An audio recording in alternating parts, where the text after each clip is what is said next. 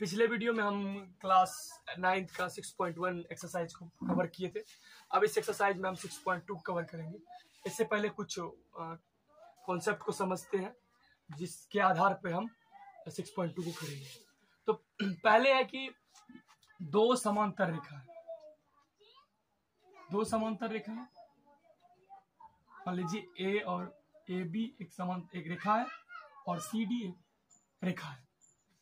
इसको कोई एक तिर्यक रेखा प्रतिच्छेद करती है। तिर्यक रेखा मतलब एक तिरछा रेखा है जो इसको समांतर रेखा को कहीं भी काट सकती है। यहाँ काटा, एक यहाँ पर, इस पॉइंट पे काटेगा। मान लीजिए इस पॉइंट को पी रखे और इसको क्यू, इस पॉइंट पे इसको कट किया। तो इस प्रकार जो इसमें पहले है कि यदि दो समांतर रेखा कोई तिर्यक रेखा काटेगी तो इसमें एक तो यहाँ कोण बनेगा, एक यहाँ कोण बनेगा, एक यहाँ कोण बनेगा, एक यहाँ, एक यहाँ, एक यहाँ, एक यहाँ और एक यहाँ। मतलब यदि हम ध्यान से देखें तो दो इस ऊपर वाले भाग पे दो, इसके नीचे वाले भाग में दो और इसके अंदर वाले भाग में दो, इसके अंदर वाले भाग में दो। यदि हम ध्यान से देखें तो बाहर में दो कोण और इधर से देखें तो बाहर में दो कोण, यानी टोटल 4 कोण बाहर का कोण बन रहा है।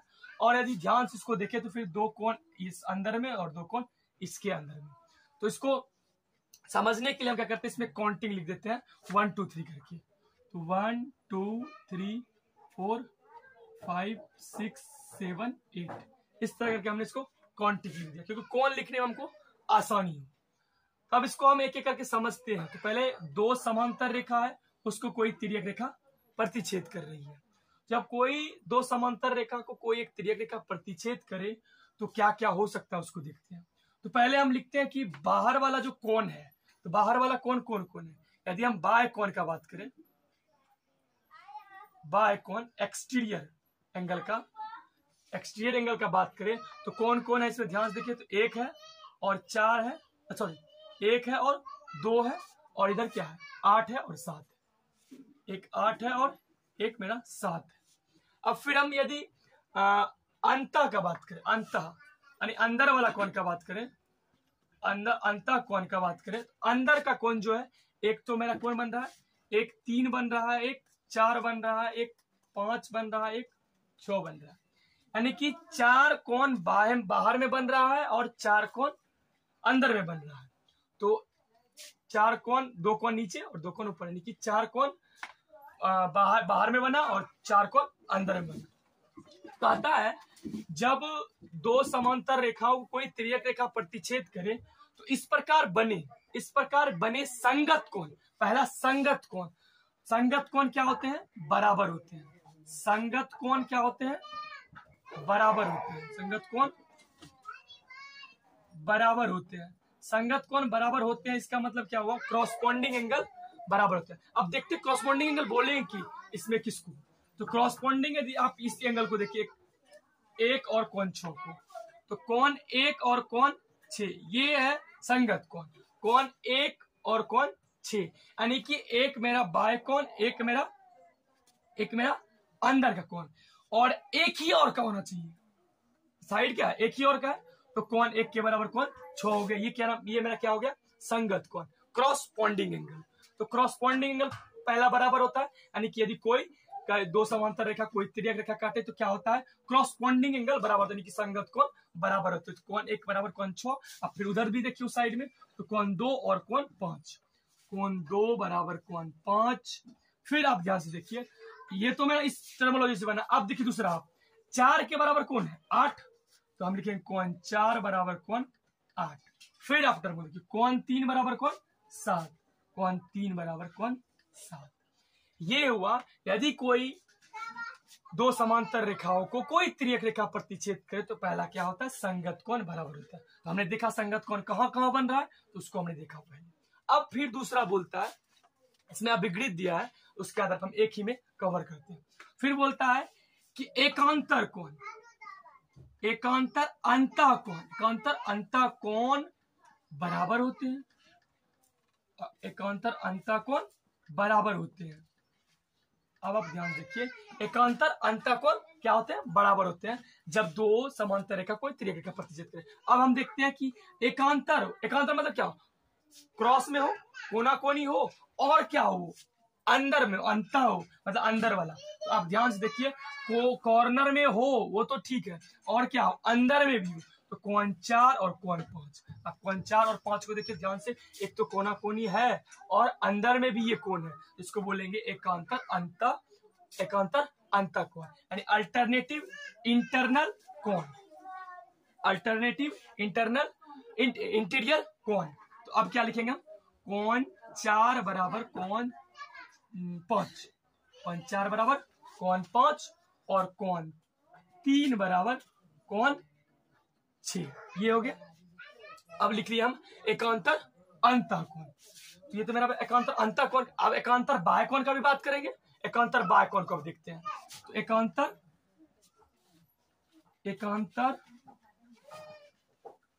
बाह्य कोण, अच्छा सुन के लगता है एकांतर हो और बाहर का हो, एकांतर भी होना चाहिए और बाहर भी होना चाहिए।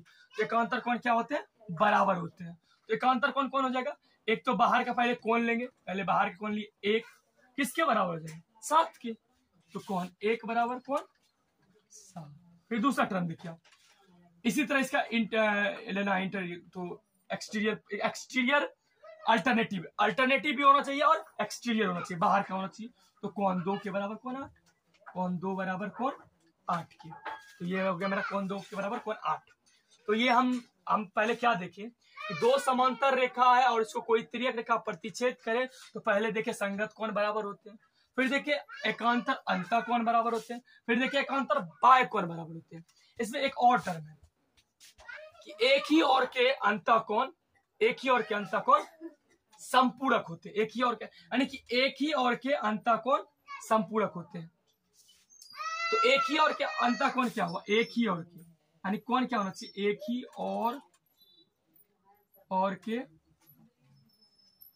ओर के अंतःकोण संपूरक होते हैं।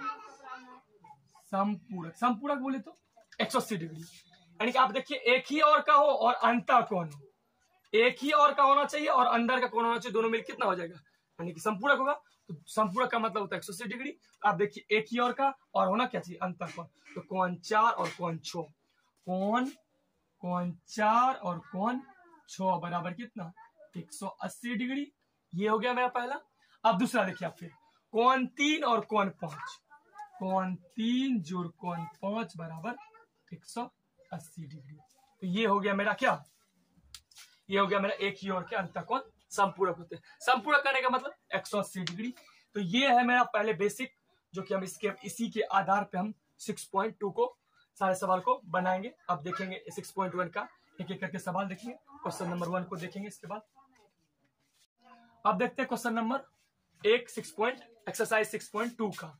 क्वेश्चन नंबर फर्स्ट है, तो आकृति 6.21 में x और y का मान ज्ञात कीजिए और दिखाइए कि ए बी समांतर सी डी है। आकृति हमें दिया गया है, इस फिगर दे दिया गया और उसके बाद हमें बोलता है कि ए बी समांतर सी डी है। तो ए बी समांतर सी डी कब होगा? जब यदि एकांतर कोण बराबर हो जाए, संगत कोण बराबर हो जाए, एक ही और के अंतःकोण संपूरक हो जाए। यदि ये सब हो जाए तो हम क्या बोलेंगे? रेखाएं समांतर है, ए बी समांतर सी डी। सबसे पहले क्या करते हैं, इसमें हमको ये अभी बोला नहीं गया है कि ये ए बी समांतर सी डी, लेकिन दिखाने बोलता है। तो पहले हम पहले इसको वैल्यू निकालते हैं, इसका और इसका एक्स और वाई का वैल्यू निकालते हैं, तो उसके बाद इसका करेंगे। तो अब यदि हम यहाँ ध्यान देखें तो रेखा तो समांतर है, इसमें हमको खाली कोण बराबर करना है। एक्स वाई यदि बराबर हो जाए तो पता चलेगा क्या, हम क्या बोल देंगे? ए बी समांतर सी डी। लेकिन इससे पहले जो हम पढ़े हैं कि यदि आप ध्यान से पिछले वीडियो को देखे होंगे तो उसमें हम शीर्षाभिमुख के बारे में पढ़े थे। यदि कोई दो रेखाएं परस्पर प्रतिच्छेद करे तो इस प्रकार बने शीर्षाभिमुख कोण क्या होते हैं? बराबर। तो आप ध्यान से कि यहाँ से यहाँ तक फिगर को आप भूल जाइए, तो यहाँ से आपको पता चलेगा कि यहाँ इस तरह से फिगर बन रहा है, इस तरह से क्रॉस कर रहा है। तो क्रॉस करने का मतलब क्या हुआ? ये कोण इस कोण के बराबर हो जाएगा, यानी कि शीर्षाक विमुख कोण बराबर होते हैं, तो इसको इसके आधार पे हम बराबर करते हैं। या दूसरा, एक तो अभी जो हम पढ़े इसमें इसका जो टर्मिनोलॉजी टोटल पढ़े कि क्या क्या होता है, दो समांतर रेखाएं एक तिर्यक रेखा उसको प्रतिच्छेद करे तो क्या क्या बराबर होता है, संगत कोण बराबर होते हैं। यदि इस आधार पे ले तो क्या होगा, कोण x किसके बराबर हो जाएगा, कोण x किसके बराबर हो जाएगा, कोण 130 के, 130 के। क्यों? क्योंकि संगत कोण बराबर था। कोई दो समांतर रेखा कोई तिर्यक रेखा प्रतिच्छेद करे तो इस प्रकार बने संगत कोण बराबर था। तो यही कोण संगत है, ये और एक बार लिए थे बाहर का और ये वाला कोण, यहाँ ये कोण बन रहा है, तो x किसके बराबर हो जाएगा, 130 का। अब देखिए, फिर आप देखिए इसको ध्यान से, आपको पता चलेगा ये कोण और ये कोण x और y, ये देखिए तो आप एकांतर कोण बन रहा है, एक ही और अंतर कोण है एकांतर कोण। तो कोण x किसके बराबर हो जाएगा, कोण y के, तो क्या हो जाएगा 130, क्योंकि x मेरा 130 डिग्री है, तो ये हो गया। तो x किसके बराबर हो गया 130 के, और y किसके बराबर हो गया 130 के। अब दूसरा टर्म चलते हैं, इसको हम देखते हैं, इस आधार पे देखते हैं। यदि हम इसको शीर्षाभिमुख के आधार पे देखें तो यहाँ यदि कोई दो रेखाएं प्रतिच्छेद करे तो इस प्रकार बने शीर्षाभिमुख कोण बराबर होते हैं, इसके आधार पे भी हम इसको कर सकते हैं। ई यदि 130 तो ई 130, ऐसे भी कर सकते थे। फिर और दूसरा कंडीशन आप एक तरीके से और कर सकते हैं, यदि एक ये रेखा देखिए ध्यान से, यदि ये रेखाएं हैं और इस पर एक कोई किरण खड़ी है तो इस प्रकार बने आसन्न कोणों का योग कितना होता है 180 डिग्री। तो ये 130 है और ये कितना हो जाएगा, दोनों मिलकर 180 डिग्री, तो ये मेरा 50 हो जाएगा, ये 50 हो जाएगा। अब फिर देखिए, और आप उसमें पढ़े अभी जो हम बताए कि क्या बताएं कि एक ही और के अंतःकोण क्या होते हैं, समपूरक होते हैं। तो ये और ये कोण मिलकर कितना हो जाएगा 180 डिग्री, यानी कि ये अभी मेरा यदि 50 निकल जाए और ये x है और ये दोनों मिल कितना 180 डिग्री, तो 180 में यदि 50 घटाएंगे तो फिर निकल जाए 130। और फिर देखिए, फिर एक तिर्यक रेखा यदि किसी एक रेखा किरण गिरी हो तो उस पर क्या होगा, फिर उसका एक कोण मिलकर कितना हो जाएगा 180 डिग्री, तो ये दोनों मिलकर भी फिर 180 डिग्री हो जाएगा।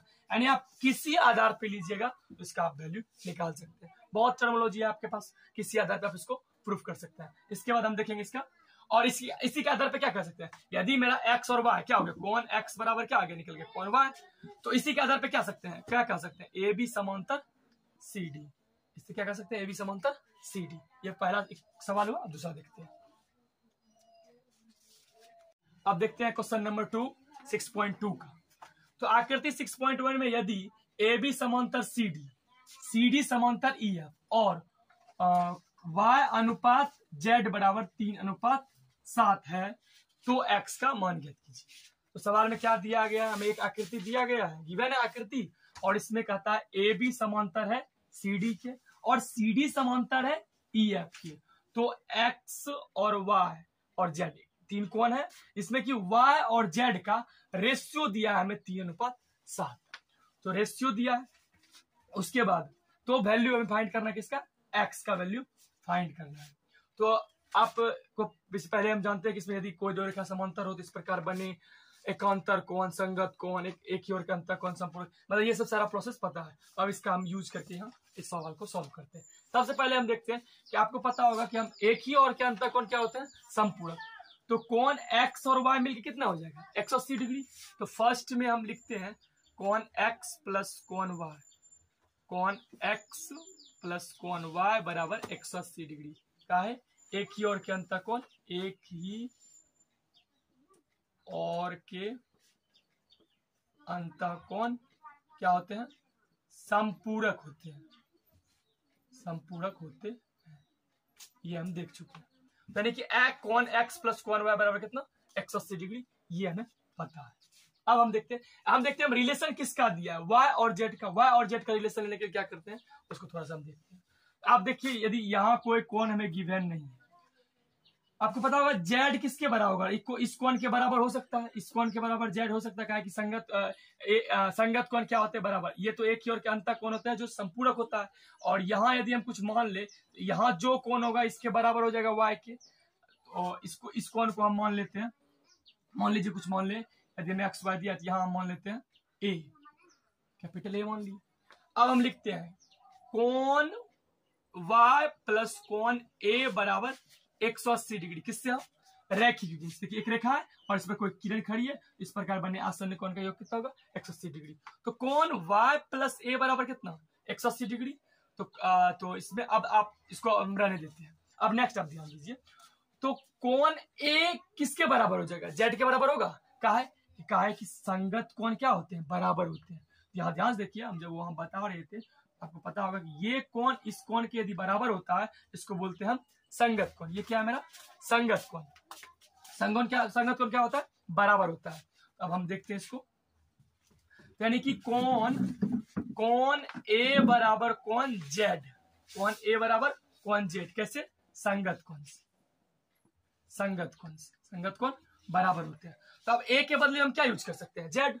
तो कोण y प्लस कोण जेड, यानी कि ए की जगह पे जेड बराबर 180 डिग्री। अब आप थोड़ा सा देखिए कि हमको यहाँ क्या दिया गया था, रेशियो में क्या दिया है, y और z का रेशियो क्या दिया है 3:7। अब रेशियो का भी परफेक्ट वैल्यू होता नहीं है, तो इसके लिए हम कुछ मान लेंगे। तो x तो मान नहीं सकते क्योंकि x तो कोण दे दिया गया है ऑलरेडी। अब x के बदले में कुछ और भी मान सकते हैं। हम मान लेते हैं इसके बदले में a, स्मॉल a मान लेते हैं।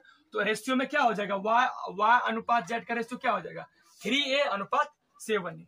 तो a y किसके बराबर है 3 के, तो रेशियो में कितना हो जाएगा a, यानी मतलब a ले रहे हैं तो 3a लिख दे प्लस y किसके बराबर 7 की, तो क्या हो जाएगा 7a बराबर 180 डिग्री। अब आप जोड़ दीजिए तो मेरा हो गया 7 3 10a बराबर 180 डिग्री। तो a बराबर क्या हो जाएगा 180/10 बराबर 18 डिग्री। ये मेरा a का वैल्यू थोड़ा निकालना था हम, ये तो रेशियो है हमने इसको माना था। अब एक करके वैल्यू निकालते हैं। तो y किसके बराबर है, y है 3a के बराबर। तो क्या हो जाएगा 3 गुना 18 यानी 18 54 डिग्री। फिर z किसके बराबर है, z बराबर है मेरा 7a के। 7 गुना 18 18 7 26 126 डिग्री हो गया मेरा। ये y का वैल्यू निकल गया। अब देखिए जब x और y का वैल्यू पता चल गया, आप समीकरण फर्स्ट को ध्यान से देखिए जहां हम पूरक लिखिए इस समीकरण को, x प्लस वाई बराबर 180 डिग्री। y और z का वैल्यू मेरा निकल गया। अब आप देखिए यहाँ x प्लस वाई का वैल्यू 180 डिग्री बराबर 180 डिग्री है। तो अब y कितना है मेरा 54 डिग्री, यानी कि कोण x प्लस कोण y बराबर 180 डिग्री। तो y के जगह कितना रख दे, y कितना है 54 डिग्री। तो कोण x प्लस 54 डिग्री बराबर 180 डिग्री। तो कोण x बराबर कितना हो 180 में 54 घटा देंगे तो मेरा निकल जाएगा 126 डिग्री। यही x तो पूछा गया था हमें, यही x तो पूछा गया था। x बराबर कितना निकले 126। आप यदि आप ध्यान से देखेंगे तो x ही तो फाइंड करना था हमें, तो x का वैल्यू कितना निकले 126। और आप देखिए x 126 है और y को आप ध्यान से देखेंगे तो 126 है, y भी 126 निकला। क्यों, आपको पता होगा कि जब दो समांतर रेखा कोई तिर्यक रेखा प्रतिच्छेद करे, समांतर रेखा 2 से अधिक भी हो सकती है। जैसे ए बी समांतर था किसके सी डी किसके समांतर था ई एफ के। तो हम इससे के आधार पे कह सकते हैं ए बी समांतर है ई एफ के। कैसे, क्योंकि यहाँ आप देखिए एक्स किसके बराबर हो गया जेड के, यानी कि एक्स कितना है 126 और जेड कितना निकला 126 डिग्री। मेरा तो वैल्यू निकल चुका। इस आधार पे हम क्या कह सकते हैं ए बी समांतर, ए बी यदि समांतर है सी डी के और सी डी समांतर ई एफ की, तो दिया था ऑलरेडी। यदि कहीं अभी रिपीट बोले तो ए बी किसके समांतर हो जाएगा ई एफ के, क्योंकि ये कोण बराबर हो गया। एकांतर कोण जब बराबर होता है रेखाएं समांतर होती है। अब नेक्स्ट क्वेश्चन देखेंगे इसके बाद।